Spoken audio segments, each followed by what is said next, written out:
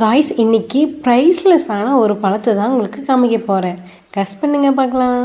ஆமாங்க, பனம்பழம் தான் சொன்னேன். கிட்டத்தட்ட இதை பார்த்தே ரொம்ப நாள் ஆகுதுங்க. சின்ன வயசில் நிறைய மரங்கள் இருக்கும். அப்போ கீழே இந்த பனம்பழம் விழுந்து கிடக்கும்.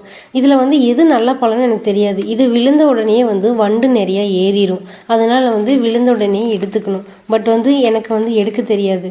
நிறைய தடவை நான் எடுத்துகிட்டு என் பாட்டி கையில் கொடுக்கும்போது இந்த பழம் சாப்பிட முடியாது, வண்டு இருக்குன்னு சொல்லிடுவாங்க. இந்த பழத்தை நான் எடுத்துகிட்டு வந்துலாம் நிறைய டைம் ஏமாந்துருக்கேங்க. அதுதான் ஞாபகம் வந்துச்சு. பட் இந்த டைம் ரொம்பவும் ஃப்ரெஷ்ஷாக இருந்துச்சு. ஏன்னா அது நான் எடுத்துகிட்டு வரல, எங்கள் அம்மா எடுத்துகிட்டு வந்திருந்தாங்க. சரி, இதுக்கு இவ்வளோ பெரிய ஃப்ளாஷ்பேக்கா அப்படின்னு கேட்டிங்கன்னா திடீர்னு ஞாபகம் வந்துச்சுங்க. இந்த பழத்தில் வண்டு இருக்குதுன்னு சொல்லியுமே அதை வீசுறக்கே மனசு வராது. அதை ஸ்மெல் பண்ணி பார்க்கும்போது அவ்வளோ மனம் அடிக்குங்க.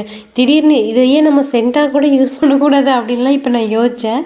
அந்தளவுக்கு ஸ்மெல் எனக்கு ரொம்ப பிடிச்சிருந்துச்சு.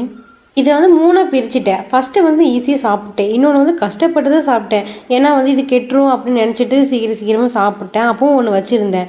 என் தங்கச்சி அதை எடுத்து நல்லா சாப்பிட்டு இருந்தான். பனம்பழத்துக்கு இவ்வளோ போட்டியா அப்படிங்கிற மாதிரி இன்னொரு பழத்தை எங்கள் அப்பா அவசரமாக சுட்டுட்டு இருந்தார். இதை நான் ஒரு ரெசிபி மாதிரி ஏதாவது பண்ணி போடலாம் வீடியோ அப்படின்னு சொல்லி வச்சுருந்தேன். பட் முடியல. அதுக்கப்புறம் இப்படி தான் உரிக்கணும், அப்போ தான் பழம்லாம் வேஸ்ட் ஆகாது, உன்ன மாதிரி பண்ணால் வேஸ்ட் ஆகிடுன்னு சொல்லிட்டு அட்வைஸ் பண்ணிகிட்டு இருந்தார். அதுக்கப்புறம் எப்படி இருந்துச்சுன்னு பாருங்கள். அழகாக முழுசாக அப்படி மாம்பழம் மாதிரி இருந்துச்சு. அதையும் நான் அவங்களுக்கு கொடுத்தேன்னு மட்டும் நினச்சிடாதீங்க. அதையும் நான் தான் சாப்பிட்ருந்தேன். அவங்க பசிக்குன்னு சொல்லிட்டு சாப்பிட்டு போயிட்டாங்க.